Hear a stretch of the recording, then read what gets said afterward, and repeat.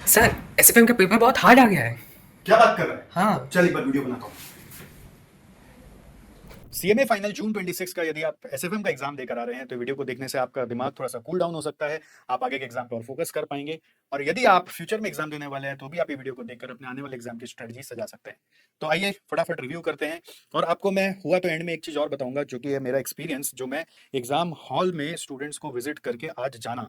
तो आज हम लोग एसजीसी से मैं निखिल सर मिलकर एग्जाम सेंटर्स विजिट किए थे और वहाँ पे जाके स्टूडेंट्स लोगों से मिला। तो समझ आया कि इस किस तरह की समस्याओं से नॉर्मली स्टूडेंट जूझ रहा होता है और उसका सोल्यूशन क्या हो सकता है जो आपके आने वाले एग्जाम में भी आपको हेल्प करे। तो दोनों बातें इस वीडियो में करेंगे, आप बने रहिए।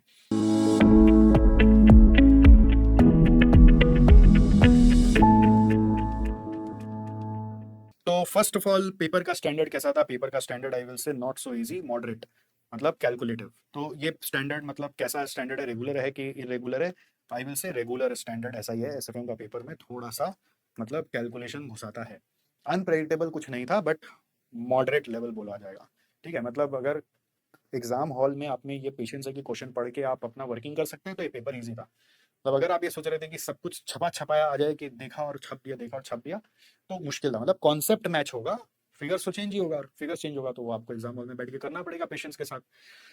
तो इसी चीज को ध्यान में रखते हुए अभी एक बार मैंने जो एमसीक्यू सॉल्व किया और पेपर देखा तो मुझे लगा एमसीक्यू में 2 एमसीक्यू थोड़ा सा डिफिकल्ट है, जो हो सकता है क्लिक ना करे। बट बाकी 13 कैलकुलेशन मांगता है, करेंगे तो हो जाएगा। मतलब नॉलेज है तो हो जाएगा, कैलकुलेशन और थोड़ा सा नॉलेज है तो वो आराम से हो जाएगा। तो आइए मैं दिखाता हूँ क्वेश्चन नंबर 1। जैसे ये मॉडिफाइड एनपीवी का क्वेश्चन है, अगर आप पास्ट पेपर सॉल्व किए हैं तो आपको ये पता चल जाया होगा एबीसी एनालिसिस करके कि पहला क्वेश्चन प्राय कैपिटल बजटिंग से ही आ रहा था। उसमें मॉडिफाइड एनपीवी या मॉडिफाइड आईआरआर जैसा क्वेश्चन ही पूछ रहा था, कभी कभी पेबैक पीरियड भी पूछ रहा था। तो इस बार मॉडिफाइड एनपीवी से पूछा। तो इसमें क्वेश्चन में पूछा कि आपका यूनिफॉर्म कैश फ्लो अगर 12 करोड़ है, 5 ईयर्स लाइफ है, और कॉस्ट ऑफ कैपिटल 12% है, री इन्वेस्टमेंट रेट 15% है। तो मॉडिफाइड एनपीवी दिया हुआ है तो इनिशियल इन्वेस्टमेंट निकालो। तो मॉडिफाइड एनपीवी क्या कहता है? कैश फ्लो को पहले टर्मिनल वैल्यू पे ले आओ एट री इन्वेस्टमेंट रेट।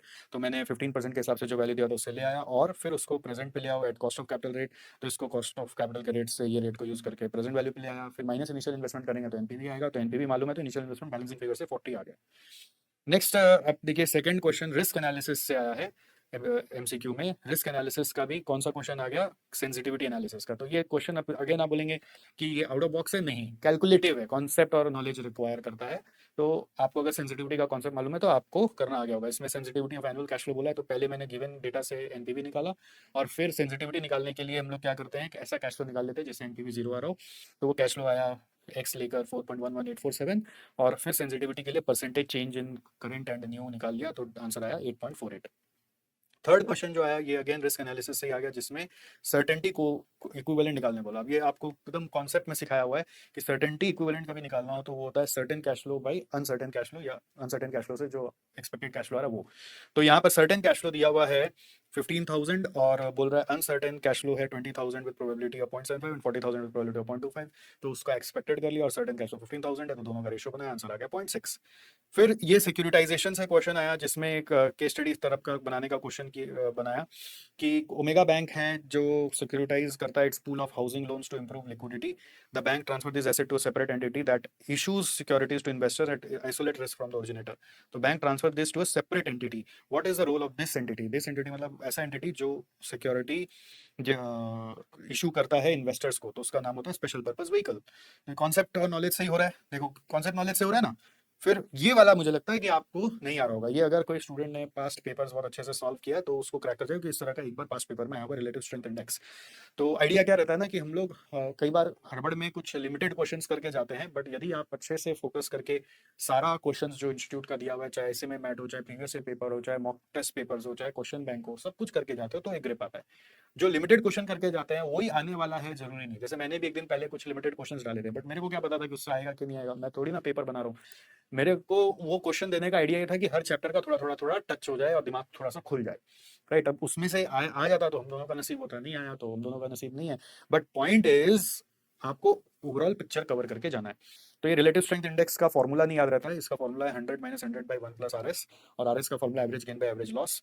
और एवरेज गेन कैसे निकालना है? वो निकालना है डिफरेंस देख देकर, जैसे यहाँ पे गेन हो रहा है 6 रुपए का, फिर गेन हो रहा है 22, फिर लॉस हो रहा है 2, यहाँ पे गेन हो रहा है 3, यहाँ पे लॉस हो रहा है 11, और फिर इसको एवरेज करना है। एवरेज के लिए चेंज लेना कितना बार लिया गया है आप देखेंगे अगर, तो टोटल ऑब्जर्वेशन है पे 1 2 3 4 5, तो n इक्वल टू 5। एक्चुअली यहाँ पे 6 डेटा है बट चेंज कितना डेटा का लिया गया, 5 डेटा का, तो इसलिए डिवाइड बाई 5 करके एवरेज आ गया और उसको पुट करा तो हमारा RSI आ रहा है 70.41। ठीक है, तो ये कहाँ से आ गया, टेक्निकल एनालिसिस से। तो ये क्वेश्चन को मैं थोड़ा डिफिकल्ट क्वेश्चन में रेट करूंगा। नेक्स्ट क्वेश्चन जो आया है ये बॉन्ड वैल्यूएशन का आ गया है, बॉन्ड वैल्यूएशन का सेमी एनुअल का आ गया। तो अगेन आप जानते हैं सेमी एनुअल में डबल कर देना है, 5 ईयर्स को 10 ईयर्स कर देना है, 14% को 7 14% को 7% कूपन रेट मान लेना विच इज 7, और 16% जो डिस्काउंटिंग रेट है उसको 8% कर देना है। तो 5 को 10 कर दिया, 14 को 7 कर दिया, 16 को 8 कर दिया, और फिर आपका जो इंट्रिंसिक वैल्यू का फॉर्मूला वो लगाया तो आंसर आया 93.27। और इंटरेस्टिंग बात है कि वैल्यूज दिए हुए थे, तो जब भी वैल्यूज दिए उसी को यूज करना है और फास्ट हो जाता है। फिर ये पोर्टफोलियो से आ गया और इसमें पूछ रहा है कि कौन सा ऐसा थ्योरी है जिसमें stock returns are influenced by multiple macro economic factors, तो ये नाम देखते ही क्लिक कर जाएगा कि इसका आंसर आर्बिट्राज प्राइसिंग थ्योरी। फिर 8 नंबर जो क्वेश्चन है ये आपका अगेन पोर्टफोलियो से आया, जिसमें लीवर्ड बीटा अनलीवर्ड बीटा का डिस्कशन है। एक स्टूडेंट था, हम लोग कई मतलब घंटों तक लीवर्ड अनलीवर्ड का कॉन्सेप्ट पर डिस्कस किए थे, तो मुझे याद आ गया कि उस बच्चे का कितना फायदा हो गया कि हाल में ही वो इसी 1-2 वीक पहले ही मतलब इतना लीवर्ड अनलीवर्ड पे क्लैरिटी चाह रहा था जिसको मैं उसको समझाया, तो शायद उसके काम आ गया होगा। तो इसमें जो पूछा beta of asset of the company, मतलब आपको अनलीवर्ड बीटा निकालना है क्वेश्चन में बिठाकर, अगर आप अनलीवर्ड बीटा निकालोगे तो आंसर आ रहा है 0.67। ठीक है, नेक्स्ट ये वाला जो है ये रिस्क का, फाइनेंशियल रिस्क से आगे एक्चुअली लग रहा है कि ये आपका एसपीएम का क्वेश्चन है, बट फाइनेंशियल रिस्क करके भी आपका एक यूनिट है छोटा सा थ्योरी में, तो उससे आगे response to risk generally fall into risk response, मतलब रिस्क अवॉइडेंस करो या रिस्क ट्रांसफर करो। फिर ये आपका डेरिवेटिव से आ गया कि जिसमें आपका ऑप्शन ग्रीक्स जो आप सीखते हो ना, थीटा वगैरह, वो डेल्टा थीटा गामा, वॉलेटिलिटी का वेगा, वो वाला आ गया। तो थीटा अगर 0.02 है तो कॉन्सेप्ट यदि आपके पास है तो आपको पता चल जाएगा, थीटा मतलब होता है डिके, डिके मतलब होता है डिक्लाइन इन द वैल्यू। तो अगर 1000 रुपीज का ऑप्शन प्राइस है और time to expiration decreases by 1 day, what is the change in the option price. तो अगर थीटा 0.02 है तो एक दिन में 2 पैसा गिरेगा, और 1000 का प्राइस है तो 1000 इंटू 0.02 आपका डिक्रीज आएगा एवरी डे का। ठीक है, तो ये ऑप्शन ग्रीक से आ गया। तो ग्रीक से हमेशा एक क्वेश्चन आता है किसी ना किसी तरीके का, अगर आपको ध्यान हो ये हम एबीसी एनालिसिस में डिस्कस किए थे कि ऑप्शन ग्रीक से एक क्वेश्चन आ ही रहा है, मॉडिफाइड एनपीवी से क्वेश्चन आ ही रहा है, रिस्क एनालिसिस से क्वेश्चन आ ही रहा है।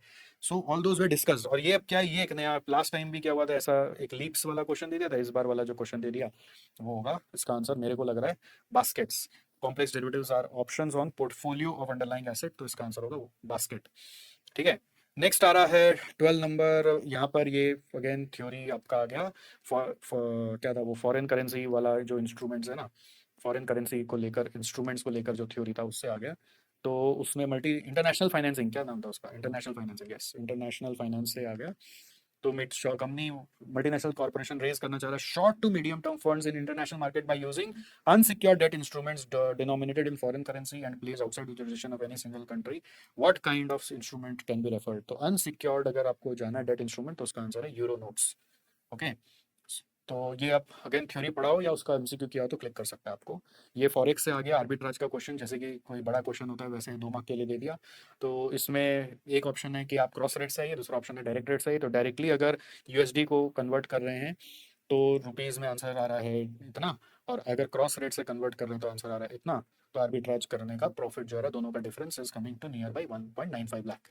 फिर ये फॉरेक्स का अगेन इंटरेस्ट रेट पैरिटी से आ गया, जो कि बहुत आसान है। इसमें फॉरवर्ड का रेट निकालने बोल रहा है, स्पॉट रेट दिया हुआ है, 6 मंथ्स का आपको वर्किंग करना है, तो दोनों का इंटरेस्ट रेट आपको मालूम है। तो ये पाउंड का रेट है तो नीचे पाउंड का करेंसी लगाकर 6/12 करके दोनों तरफ एफ का वैल्यू निकाला था 113.64 आ गया। और ये डिजिटल फाइनेंस से हर बार एक थ्योरी क्वेश्चन यानी ऑब्जेक्टिव क्वेश्चन आता ही है, तो वो स्टेबल कॉइन से आया, तो स्टेबल कॉइन के लिए आंसर है पॉइंट बी, और ये आपके मैथ से ही मैच हो गया। तो ये आपका एमसीक्यू का कहानी हो गया। तो आपको मैं क्या बोला कि कहाँ 2 गड़बड़ कर सकता है इंसान, 11 नंबर में, और दूसरा नंबर था वो रिलेटिव स्ट्रेंथ इंडेक्स में, बट बाकी सब करा जा सकता था, ऐसा कोई गड़बड़ चीज नहीं था। अब मेरा क्या ऑब्जर्वेशन था एग्जाम हॉल में, मैंने काफी स्टूडेंट से पूछा कि तुम सबसे पहले क्या करने वाले हो, तो वो कहता है कि मैं तो सबसे पहले सबसे हार्ड क्वेश्चन करूंगा। मैं बोला यही तो गड़बड़ कर रहे हो, आप सबसे पहले सबसे हार्ड क्वेश्चन क्यों करोगे, आप सबसे पहले सबसे इजी चीज करोगे, जो जो सबसे इजी लगे वो करो। तो आउट ऑफ ऑल सबसे इजी जनरली एमसीक्यू होता है। अब एमसीक्यू में कई बच्चों का ये कहना था कि सर एमसीक्यू में ना टाइम ज़्यादा लग जाता है, तो इसलिए हम लोग उसको लास्ट में करेंगे। मगर अगर आपका बीच में बड़ा बड़ा क्वेश्चन में टाइम पूरा खप गया, क्योंकि उसमें अंदाज नहीं बैठता बहुत बार, और उधर ही दिमाग कंज्यूम हो गया, तो बाद में एमसीक्यू जिसमें छोटा छोटा 2-2 मार्क का आंसर आता है, मतलब 2-2 मार्क के लिए वर्किंग करना पड़ता है, तो वो तो फिर छूट ही जाएगा ना, क्या पता क्रंच हो जाए वहाँ पे टाइम लास्ट में और छूट ही जाए। तो फिर किसी ने बोला सर फिर बीच में कर लें, नहीं बीच में भी नहीं, हमेशा एमसीक्यू पहले करना चाहिए। एमसीक्यू पहले करने से आपको कहीं ना कहीं मार्क्स अपने हाथ में आ जाएगा, आपको लगेगा कि हाँ चलो 30 में से 20 आ गया मेरे पास, तो 20 आ गया तो कॉन्फिडेंस आ गया ना। अब आपको पता चला कि 4-5 एमसीक्यू आपसे नहीं बन रहे, तो उसको छोड़ दीजिए अभी, उसको फिर बाद में लास्ट में आके करिएगा, ठीक है। बट मार्क्स बटोरना है, तो मैंने एक सिस्टम सबको समझाने का कोशिश किया कि पहला 1 घंटा फर्स्ट 30 मार्क्स, नेक्स्ट 1 घंटा नेक्स्ट 30 मार्क्स, और नेक्स्ट 1 घंटा नेक्स्ट 30 मार्क्स, 90 मार्क्स का स्ट्रेटजी बनाओ। अगर बीच में टाइम बचा लिए 60 मार्क्स में, तो एक क्वेश्चन और, तो आपका काम हो जाएगा। फर्स्ट 30 मार्क्स यानी एमसीक्यू 30 मार्क्स का होगा, आप पूरा उसमें करते चलो करते चलो करते चलो। आपको जो नहीं आ रहा है उसको ब्लैंक छोड़ दो, और आगे बढ़ते चलो बढ़ते चलो बढ़ते चलो। पूरा 1 घंटा भी नहीं लगेगा, उसमें थोड़ा टाइम बचेगा। फिर आपको फोकस करना है नेक्स्ट 30 मार्क्स, मतलब नेक्स्ट 2 क्वेश्चन पे, कौन सा 2 बेस्ट लग रहा है और इजी लग रहा है उसको पहले खत्म करेंगे, और वो खत्म करके आके फिर टाइम बचा तो फिर एमसीक्यू थोड़ा सा देख लेंगे। टाइम नहीं बचा हुआ है तो आगे बढ़ते जाएंगे, फिर नेक्स्ट 2 क्वेश्चन करेंगे, next 2 question is again another 28 marks. तो ऐसे करके आपका 90 मार्क्स का भी अटेम्प्ट हो गया, तो काम हो गया। बट नॉर्मली क्या होता है, इतना टाइम लगता नहीं है, थोड़ा टाइम बचेगा तो फिर आप एक और क्वेश्चन करेंगे और एमसीक्यू को आप फिलअप कर लेंगे। तो इस तरह से पेपर को प्लान किया जाए मार्क्स बटोरने के हिसाब से, ना कि जस्ट हार्ड को पहले करेंगे, जो हार्ड लगता है वो लास्ट में करेंगे। वो थ्योरी नहीं है, मार्क्स बटोरने का थ्योरी है। आपको हिसाब बनाना है कि मैंने जो इतना मेहनत किया, मेरे को 3 घंटे में कम से कम 60 मार्क्स बटोरने का कोशिश करना है। तो 60 मार्क्स में एमसीक्यू से कितना बटोर पा रहे हैं, आप हिसाब करते हुए चल रहे हैं कि 2 2 2 2 2 2 करके मेरा 20 मार्क्स तो आ गया, चलो मैं एक तरफ सेफ हो गया। अब नेक्स्ट 20 मार्क्स के लिए मैं कौन सा क्वेश्चन करूँ, मतलब नेक्स्ट 20 नहीं, नेक्स्ट 30 मार्क्स, मतलब 2 क्वेश्चन को पकड़ के चलो। कौन सा 2 क्वेश्चन को पकड़ूं जो मैं नेक्स्ट 1 घंटे में टारगेट करके रखूंगा। टाइम को सेट करके रखो कि 1 घंटा टाइम है, अब मैं 1 घंटे में ये 2 क्वेश्चन को पहले निपटाता हूँ। कौन सा 2 क्वेश्चन निपटाओगे, अब जो हार्डेस्ट है उसको थोड़ी ना पहले लोगे। आप सोच रहे हो कि पहले मेरा दिमाग चल जाएगा तो मैं हार्डेस्ट को पहले कर लेता हूँ, ऐसा नहीं करना चाहिए, क्योंकि हार्डेस्ट में दिमाग घुमा देगा, पूरा चक्कर लगा देगा, तो फिर इजी वाला भी नहीं होगा। तो पहले इजीएस्ट को करना है। अब मैंने हमेशा बोला है कि 2 नंबर नॉर्मली कैपिटल बजटिंग का थोड़ा सा कॉम्प्लिकेटेड आता है। अभी इस बार उतना कॉम्प्लिकेटेड नहीं लगा मुझे, बट अगर आपका कैपिटल बजटिंग रगड़ के प्रैक्टिस किया हो तो आपको बहुत इजी लगेगा। कैपिटल बजटिंग का इस बार कॉम्प्लिकेटेड नहीं है, बट नॉर्मली कॉम्प्लिकेटेड आता है। लीजिंग का नॉर्मली कॉम्प्लिकेटेड आता है, इस बार लीजिंग का भी बहुत इजी सा क्वेश्चन है। तो अगर आपके दोनों प्रैक्टिस किया हुआ और आपको देख के लग रहा है बहुत आसान सा क्वेश्चन है, कुछ इसमें जान ही नहीं है, तो आराम से करो, कौन मना कर रहा है। तो पहले डू ही करो, बट पहले एमसीक्यू कर लो, और ज्यादा इजी होता है ना कंपैरेटिवली, क्योंकि इसमें तो पता नहीं ना आपको आउट ऑफ 14 एग्जैक्टली कितना मिलेगा, मतलब स्टेप मार्किंग का कुछ आइडिया नहीं है, पूरा एग्जैक्ट राइट होगा क्या पता, कुछ आगे पीछे हो गया, कुछ भी हो सकता है। तो पहले एमसीक्यू में 30 में 20-24 आ गया तो एक कॉन्फिडेंस आ गया। अब इसमें आपको करते करते एकदम समझ में आ जाएगा, अगर आप नीटली करोगे तो आपको समझ में आ जाएगा 14 में मेरा इसमें आराम से 12 तो कहीं नहीं गया हुआ है। तो आपको लगा हाँ 24 और 12 36 हो गया, फिर अब नेक्स्ट 2 क्वेश्चन में जाएंगे, ऐसे मतलब 30-30-30 का सिस्टम है जी, समझ गए। तो 3 नंबर कहाँ से आया, रिस्क एनालिसिस से आया है, जिसमें एक्सपेक्टेड कैश फ्लो, एसडी, फिर एनपीवी ऑफ द प्रोजेक्ट, और सिलेक्ट करना है रिस्क रिटर्न। तो बहुत हार्ड क्वेश्चन नहीं है, अगर रिस्क एनालिसिस पढ़े हो तो ये क्वेश्चन सिमिलर टाइप का आपका किया हुआ है। फिर इक्विटी एनालिसिस का 2 फेज का एज एक्सपेक्टेड वही क्वेश्चन आया है। 4A में हर बार कुछ एक कहाँ से क्वेश्चन उठा के देता था, जो इस बार एकदम सिंपल सिंपल सा क्वेश्चन आपको दे दिया है। एकदम सिंपल वैनिला बॉन्ड है, उसका आपको YTM दिया हुआ है 10%, और आपको इंट्रिंसिक वैल्यू निकालने बोल रहा है, तो इंट्रिंसिक वैल्यू YTM से निकालेंगे कि इन्वेस्टर रिक्वायर रिटर्न से निकालेंगे, ये एक सवाल है, ठीक है। तो ऐसे नॉर्मली हैबिट होता है हमारा YTM से करने का, but YTM is current market, bond market का यील्ड, ठीक है, और इन्वेस्टर को चाहिए 12%। तो इन जनरल जो भी इंट्रिंसिक वैल्यू निकलता है वो इन्वेस्टर रिक्वायर्ड रिटर्न से निकलता है, ओके। और YTM is a substitute of investors required return. तो अगर YTM कभी एग्जाम में दिया हो तो हम लोग YTM को प्रेफरेंस दे देंगे सीधा, तो रॉन्ग हो जाएगा। हम लोग को इन्वेस्टर्स रिक्वायर्ड रिटर्न को प्रेफरेंस देना है। अगर इन्वेस्टर रिक्वायर्ड रिटर्न नहीं दिया होता है तो हम समझते हैं कि YTM is the substitute of investor required return. तो ये भी सवाल मेरे से हाल में एक बच्चे ने पूछा था, अगर आप ये वीडियो देख रहे हैं तो मेरे को वापस रिप्लाई जरूर करिएगा, तो मेरे को भी रिकलेक्ट होगा। हम लोग इस पे भी बहस किए थे और उसको समझाए थे कि YTM आपको नॉर्मली दिया होता है, ठीक है, but discounting rate is suppose to be the required return by the investor, क्योंकि वो खरीदेगा तो उसके हिसाब से उसका प्राइस वो देना चाहेगा जो रिटर्न उसको चाहिए। ठीक है, तो ये भी एक इजी क्वेश्चन आया इस बार। फिर म्यूचुअल फंड का इजी क्वेश्चन है, 5A पोर्टफोलियो का है, जिसमें बीटा निकालना है, CAPM से एक्सपेक्टेड रिटर्न निकालना है, ओवर वैल्यूड इंटर वैल्यूड निकालना है। फिर पोर्टफोलियो का नेक्स्ट अनदर क्वेश्चन है, रिटर्न फ्रॉम पोर्टफोलियो निकालना है, एवरेज एक्सपेक्टेड एवरेज रिटर्न निकालना है, risk adjusted performance by trainer ratio निकालना है आपको। तो परफॉर्मेंस वाला जो क्वेश्चन होता है पोर्टफोलियो का, उससे आया है। क्वेश्चन 6 जो आया देखो फ्यूचर से आया है। क्वेश्चन 6 बी में जो आया है वो ऑप्शन से आता है प्राय, लेकिन इस बार स्वैप से आ गया, बट उतना कॉम्प्लिकेटेड नहीं आया, करेंसी स्वैप से आया है। अगर आपने स्वैप का रिवीजन किया होता तो आपको आराम से क्लिक कर जाता। अनएक्सपेक्टेड था मेरे लिए स्वैप से पूछा जाना, बट फिर भी आया तो है। अब 7A जो है वो फॉरेक्स का आर्बिट्राज का क्वेश्चन आया है, जो कि काफ़ी इजी था। But 7B as usual hedging का एक फुल फ्लेजेड क्वेश्चन, जिसमें मनी मार्केट हेज से पूछा गया है। तो जिसका मनी मार्केट हेज पे ग्रिप था वो आराम से कर लिया होगा। और 8 जो होता है वो बोनस क्वेश्चन होता है थ्योरी का, जिसमें आप जैसा भी क्वेश्चन हो उसको अटेम्प्ट कर पाते हैं।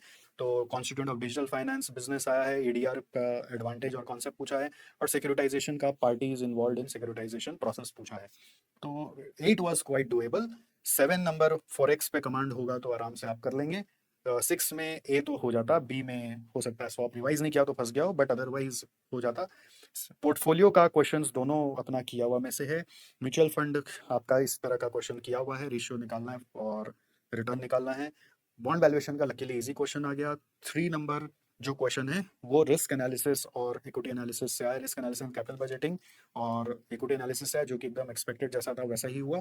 और 2 का भी इजी क्वेश्चन आया। तो करेंट मतलब देखा जाए तो डिस्क्रिप्टिव का जो क्वेश्चन है वो थोड़ा सा इजी लग रहा है, और MCQ में टाइम लगने के कारण थोड़ा सा MCQ डिफिकल्ट लग रहा है। But anyway strategy should be, first gather 30 marks of MCQ, next gather 2 questions of your descriptive, next gather 2 question of descriptive, then try to save time in between so that you can do one more question of descriptive. That is the strategy.